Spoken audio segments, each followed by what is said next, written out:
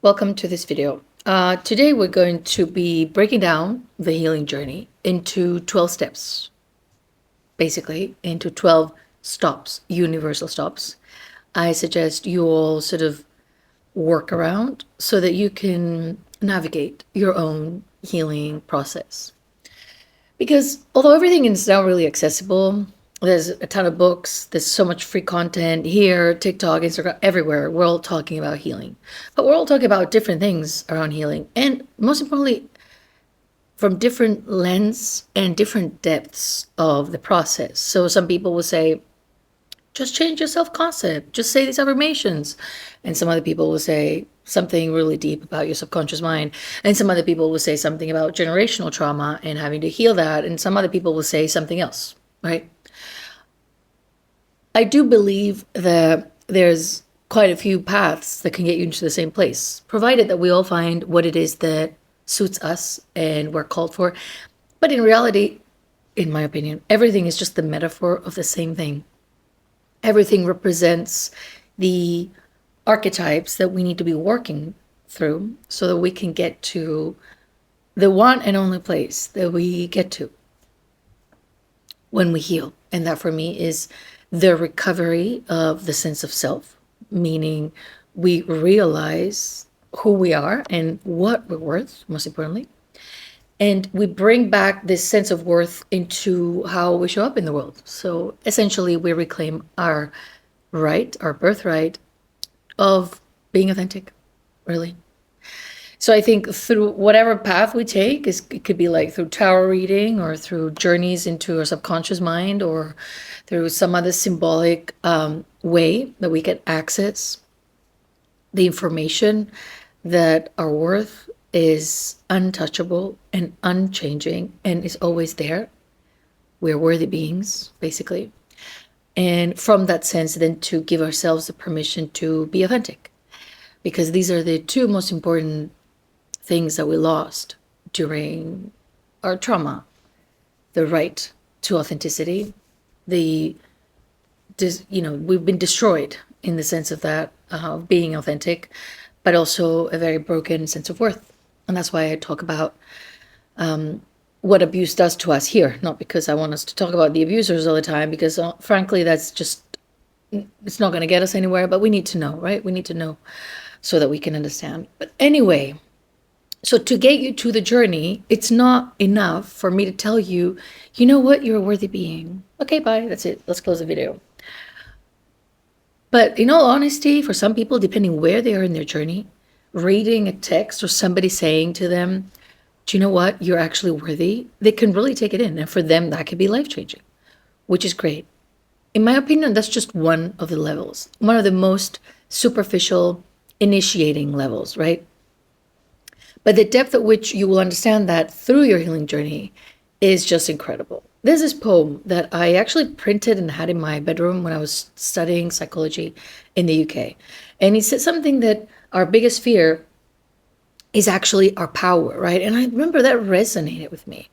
And now, so many years down the line, I grasp on that reality in such a way that I can't even describe it, right? It's totally different.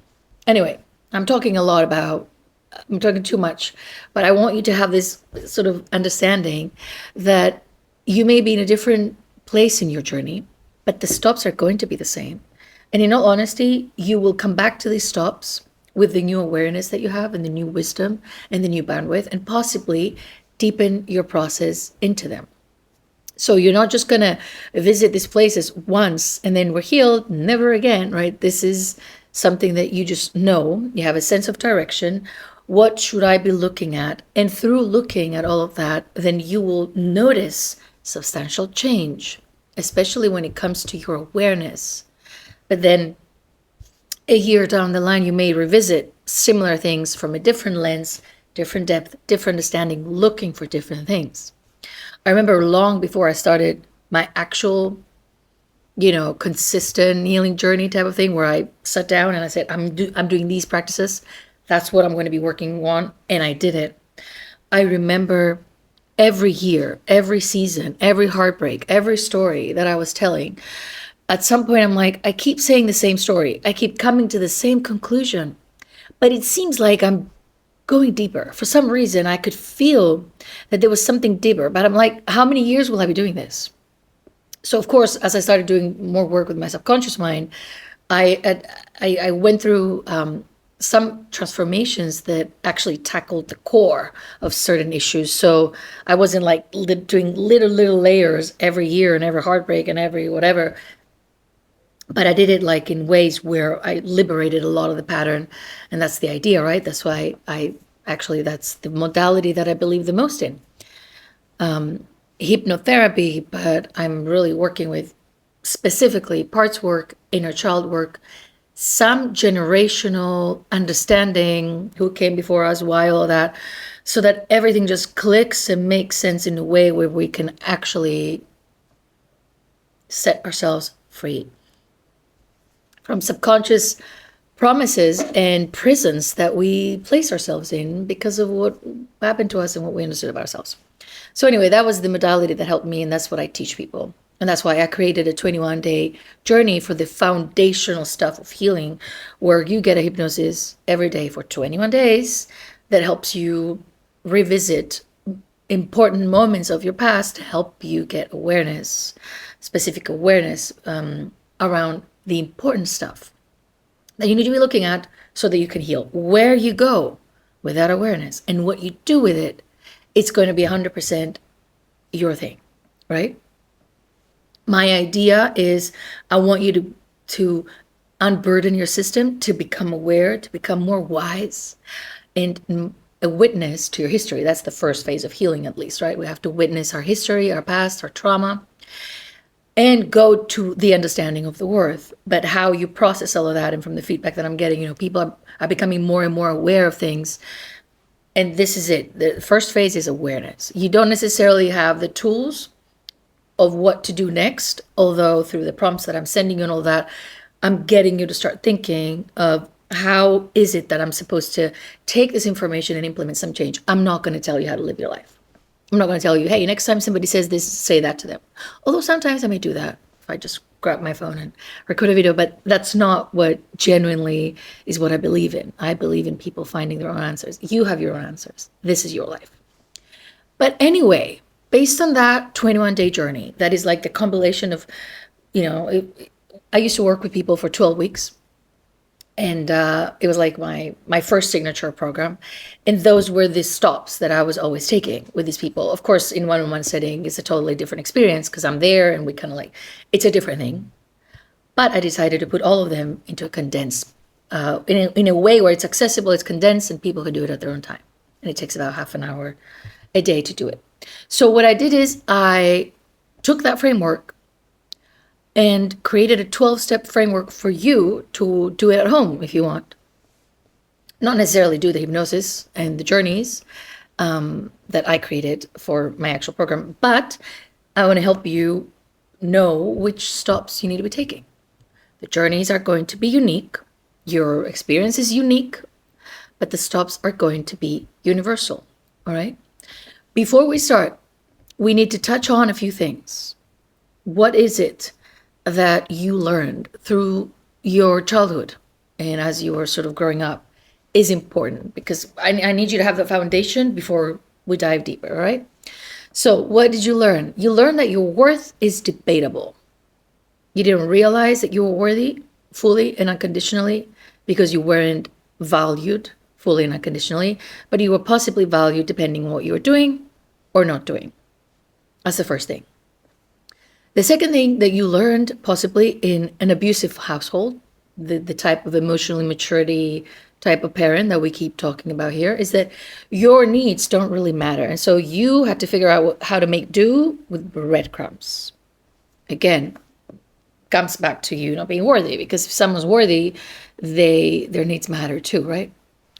The other thing that you possibly learned is that boundaries are forbidden, and that your personal inner landscape was actually colonized, hijacked, violated, as if you didn't have a right to have a space where it's just you here.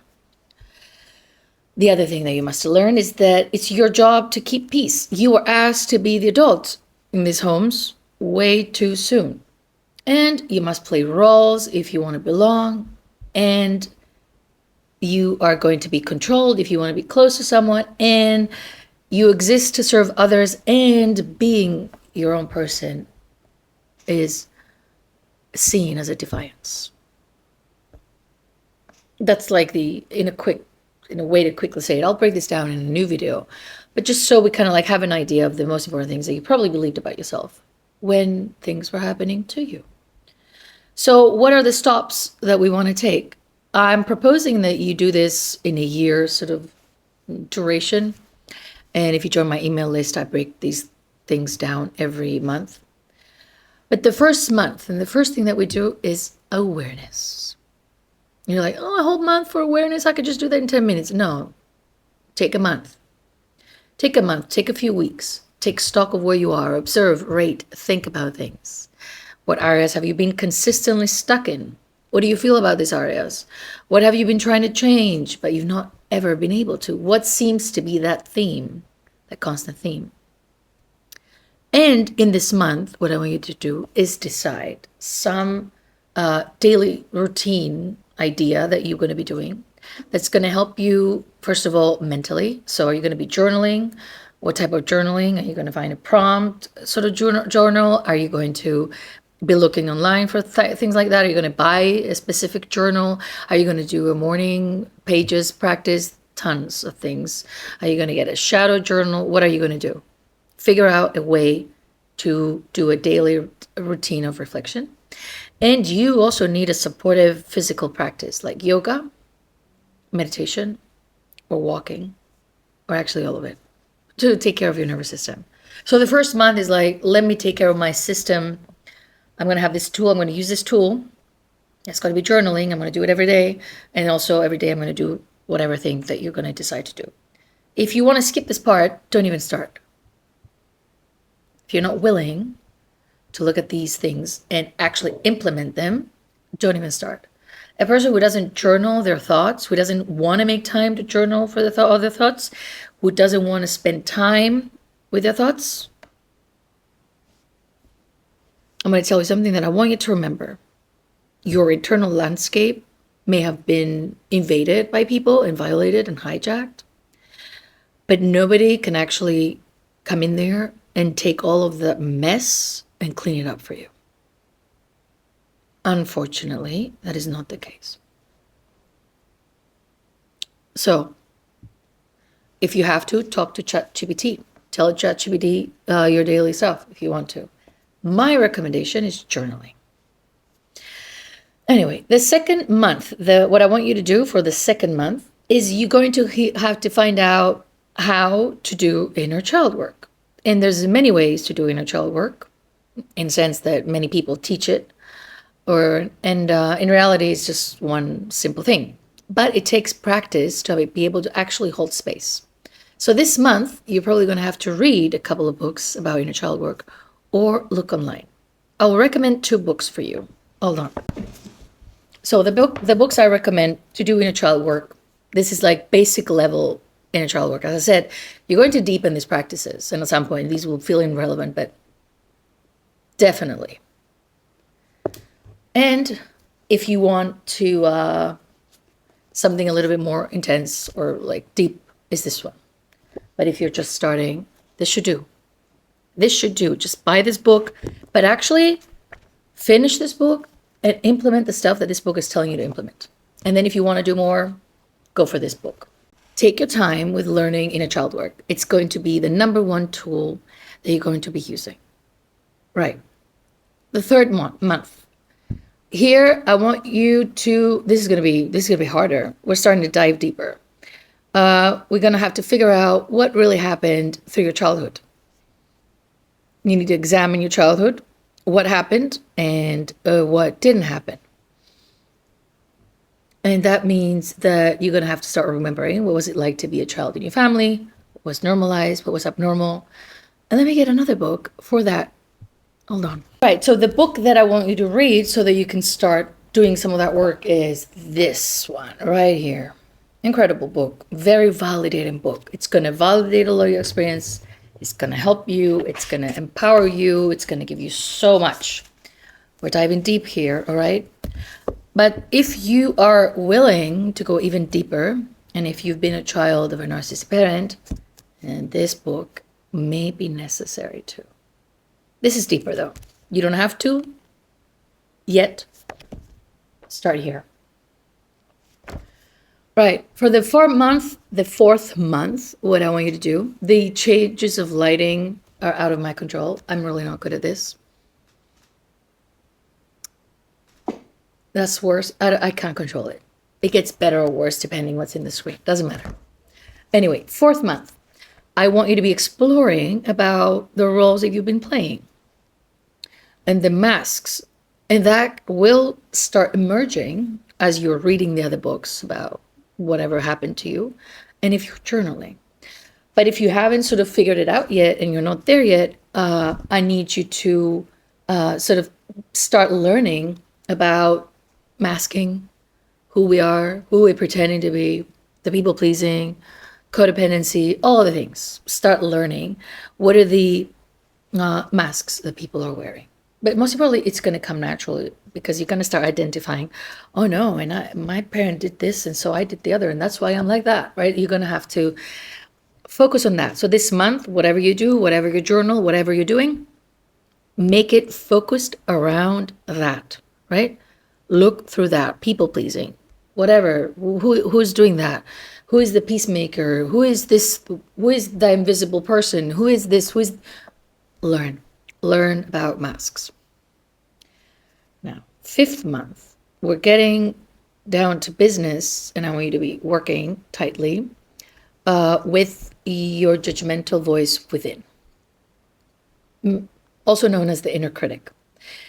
This will also come obvious with other sort of modalities and other things that you're doing, but identifying and start working with that voice within, identifying that it's not yours and all of that, again, through journaling. So the focus of the fifth month is going to be dealing with the inner critic. The sixth month, you're going to be looking through the mother wound. I'm going to be honest, I have yet to find a book that I felt like completely covered everything that I would like to have seen when it comes to the mother wound, because it's a deep and multi-layered topic. But there are many, so I can't recommend one and be like, that is the book. But there are many, many really good books.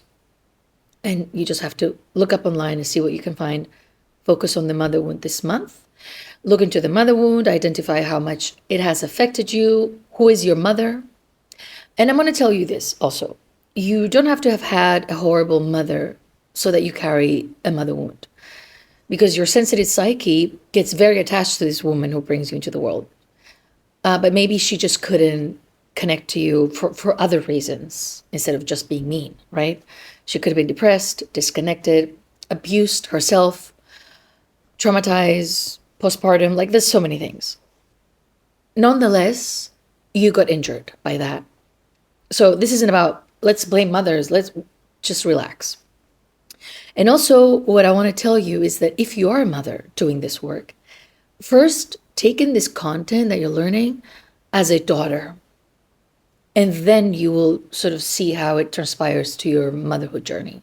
Because if you go straight to how you are as a mother, you're going to be riddled with so much guilt, we won't be able to do the work, right? So firstly, you look at it as a daughter. Seventh month, father wound. Again, I have not found a book that encapsulates, at least in how I was experiencing my father wound. And it's a compilation of books that helped me understand my own experience and heal that wound, personal wound of mine. But still, you do your own research. Father wound is your topic for the seventh month. You're going to find out how that relationship influenced you and who was that father. How did he treat you? How did he use his authority as a father? How did he provide for you? Did he provide for you? Was he there? Was he not? How has that affected you, right?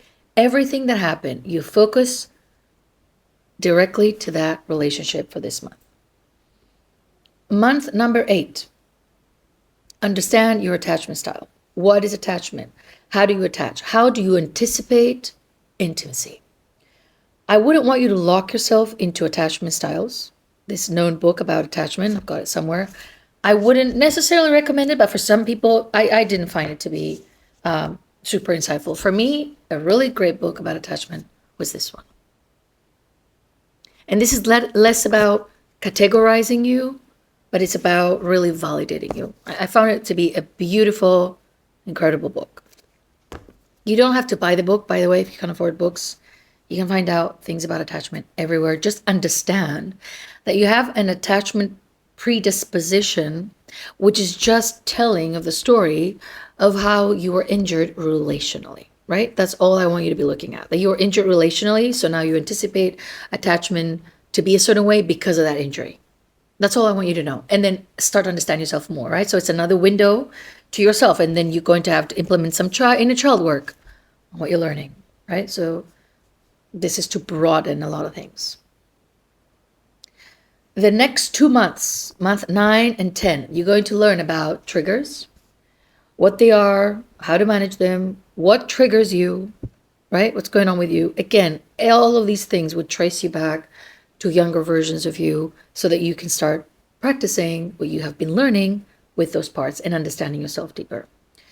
In month 10, in these 2 months, coping mechanisms. How have you been coping? What are the tools that you've been using? And what are they helping you avoid? And you will learn that the most important avoidance mechanisms, all of our avoidance mechanisms are mostly rooted in avoidance. That's the goal, right? So you're going to be focusing with these two things, learning generally about them, but also applying them to yourself. What are my triggers? What are my coping mechanisms? And how can I start creating a life where I'm using healthier mechanisms that are not avoidance? Now, month 11. Month 11, we're doing the sort of coming back to our worth. So in this month, you will be focusing on the concept of worth, of feeling worthy, of worthiness and all of that. But when you're here after 10 months of doing the rest of the work, this will be a self-guided issue, right? You're just going to know that your focus is worth. So you journal about worth, you find prompts about worth, you find videos about worth, you read about worth, you understand, and of course, start to implement whatever you're learning in terms of understanding your worth. This would be hopefully the first pillar of you truly understanding that whatever happened to you, it didn't happen to you because you deserved it. It just happened to you because the people who raised you didn't treat you right. And yes, I blame the parents all the time. It's fine. We'll be fine. It's okay to say that it's their fault. Even if they didn't know better. It's still their fault. They still damaged you, and now it's your job to do the work, and that's fine. Right? But whatever. Right. And for the last month, you're going to sit down with everything you've learned, like a good self-researcher, and take some notes and understand yourself more and create some sort of new goals for your life from this place onward. After this stage, there's more things, but I want you to really focus and make 2025 the year where you do some focused study on yourself. Again, if you want this to be sort of in a way that it's pre-done for you, My Hypnotic Journey is going to be excellent and an incredible starting point.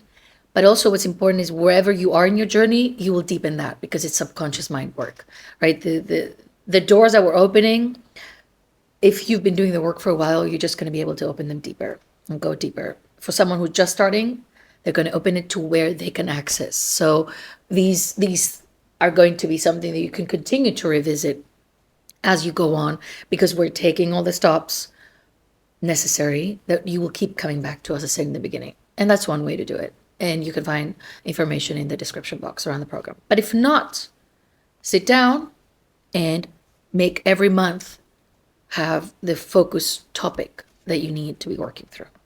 And stay focused. And don't overconsume everything that exists, although hopefully I won't miss you in this channel and you'll be here, we'll be talking. But also, obviously, I'm going to be talking about these things because these are the themes and the topics that I tend to really talk about here. So anyway, that's it. That's it from me today. Here's to making this year the year where you finally understand that you can reclaim your worth, and that you were worthy all along, which is ridiculous that we have to figure out that a human being is worthy. Here we are. That's what we need to be doing because of how we've connected to our experiences and internalized them in such a way, such a stubborn way, that we have to do quite a bit of work to shift those understandings. I'll see you guys soon.